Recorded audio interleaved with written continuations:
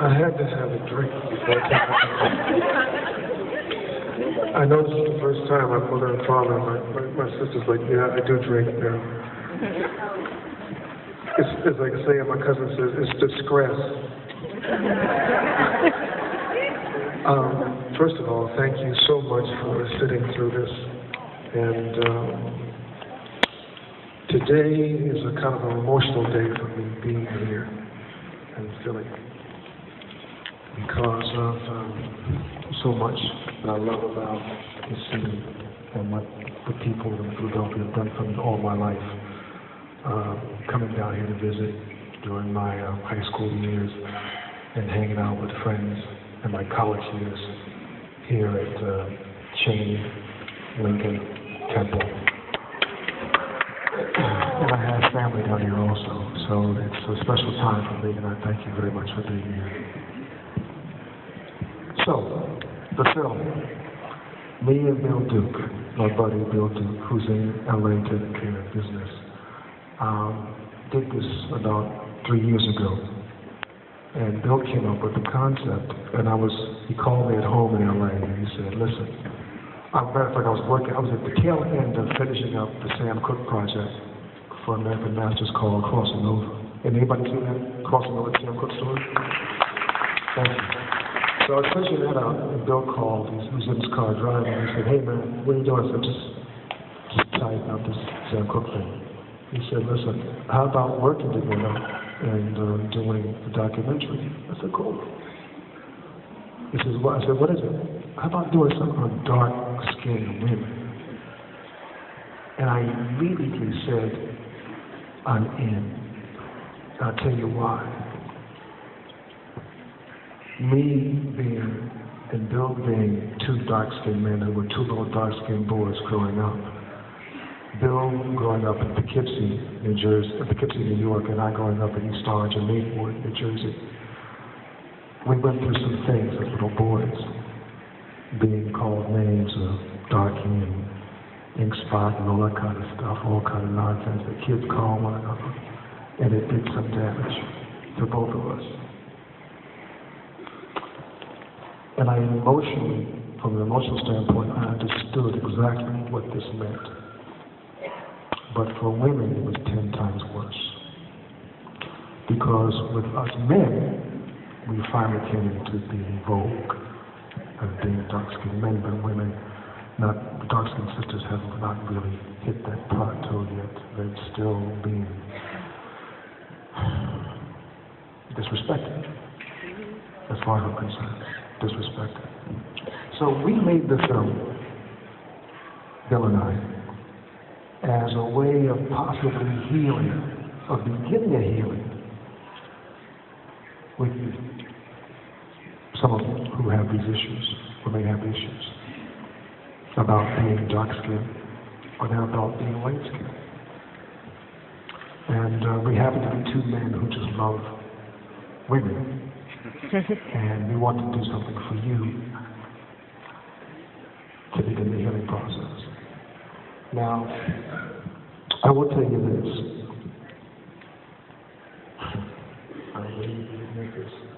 But we men have done more damn damage to the two things that give us life, and that is the earth and women. And until those two things are healed, we will not be healed as men. That's my belief. So, we're planning on working on part 2, which is our light-skinned sisters called The Yellow Brick Road. Why you don't know? And I started shooting that about 4.5 months ago, The Yellow Brick Road, me and Bill. And it's deeper than this. It's way deeper than this. You know, Bill and I talked about it when we started shooting it. Like, man, you know, he would go off and shoot over here in New York, and I'd go in Atlanta and shoot. And then we'd come back home and talk about the stories. And the stories were similar. What we found out is that pain is pain.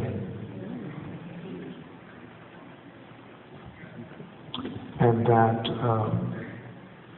it wasn't a total pity party for light-skinned girls. It was an array of different experiences. There was some sisters we talked to who just enjoyed being light-skinned, who never had a problem. And then on the other hand, we had some sisters who were light-skinned who had serious problems. And matter of fact, I'm going to say this.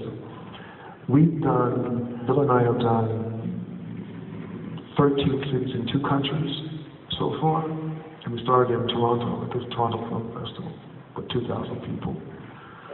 And most of the women that would show up at the screenings were probably 75 to 80% dark-skinned women.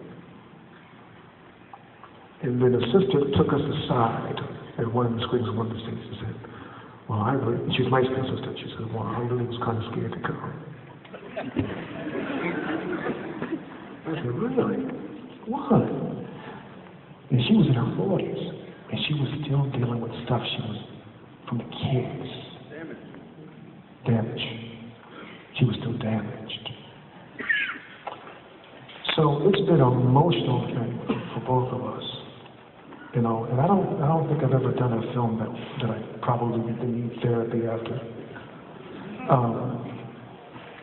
Just hearing the stories of these women for 3 years, all around the country, about who they were, from women who were nurses, who were divorcees, who were lesbians, who were married, kids, that sort of thing. Just these stories were just impactful on me, that I know my family can tell you that I took about 6-7 months off because I was on a verge of having a nervous breakdown, and I could step away from it because you walk with all these stories and all these spirits on you, and I didn't know how to dump properly.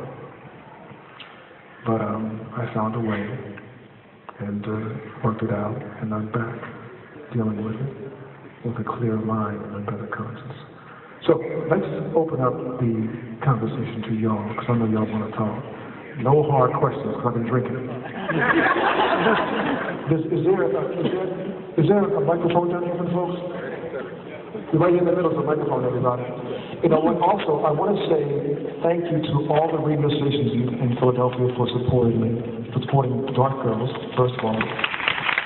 Philly radio is the best. I'm sorry.